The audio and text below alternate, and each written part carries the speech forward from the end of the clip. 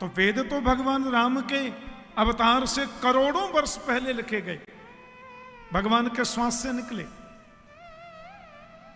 और न्यायाधीश ने प्रश्न किया कि हिंदुओं का सर्वोच्च ग्रंथ वेद है, यदि राम भगवान हैं और वेद सर्वोच्च ग्रंथ है तो राम का प्रादुर्भाव अयोध्या में हुआ, इसका प्रमाण दीजिए।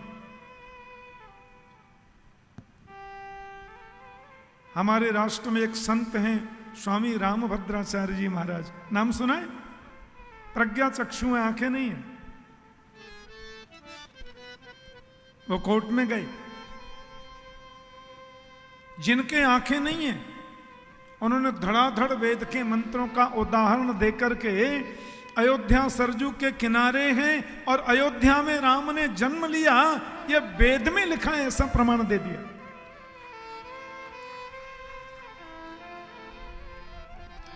पहले जो हो चुका वो वेदों में है और आगे होगा ये वेद में लिखा है, और जो हो रहा है वो वेद में। ऐसे हमारे वेद हैं, भगवान के श्वासों से प्रकट हैं।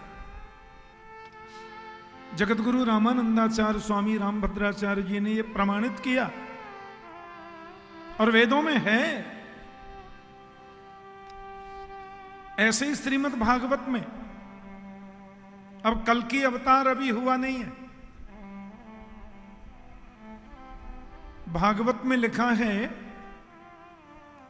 भारत के मध्य में अवस्थित उत्तर प्रदेश के लुम्बिनी नामक ग्राम में भगवान का 23वां अवतार बुद्ध अवतार होगा।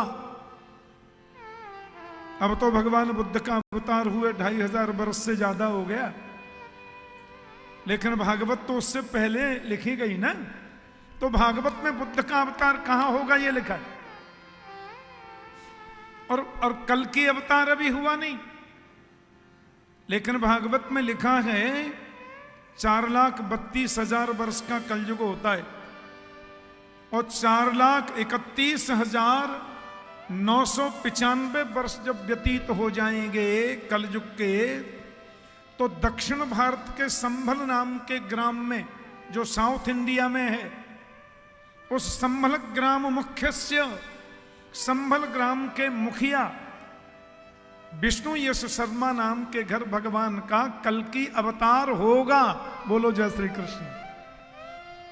और क्या उनका रूप होगा, कैसा उनका चरित्र होगा, कहां उनका घर होगा, और आप देखना, अब हम लोग तो तब तक हजारों जन्म ले लेंगे पता नहीं, अभी तो लाखों वर्ष बाकी है, लेकिन किस मोहल्ले में किसके घर माता पिता का नाम क्या, भगवान का कल की अवतार वहां होगा, ऐसा भागवत में लिखा है। बोलो। तो हमारे वेद, हमारे पुराण, हमारे शास्त्र ये शाश्वत हैं क्योंकि ये सत्य हैं और सत्य पर आधारित है, इसलिए हमारा धर्म सनातन धर्म है, इसलिए हम इसको सनातन बोलते हैं। सनातन माने अविनाशी, जो पहले सत्य था, मध्य में सत्य है और अंत सत्य रहेगा, क्योंकि सत्य कभी असत्य नहीं होता। ध्यान से सुनना, जो सत्य है वो कभी झूठ नहीं होता और जो झूठ है वो कभी सत्य नहीं हो सकता। इसलिए हमारे उपनिषद कहते हैं सत्यमेव जयते नान्यतम, अंत में विजय सत्य की होती है, अन्यत यानी झूठ की नहीं। आहा,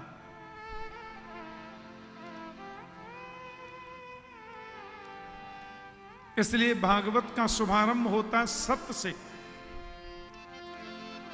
कि सच्चिदानंद रूपाय। और आप आश्चर्य करेंगे, मेरे व्हाट्सएप पर पूरा लेखा जोखा आया।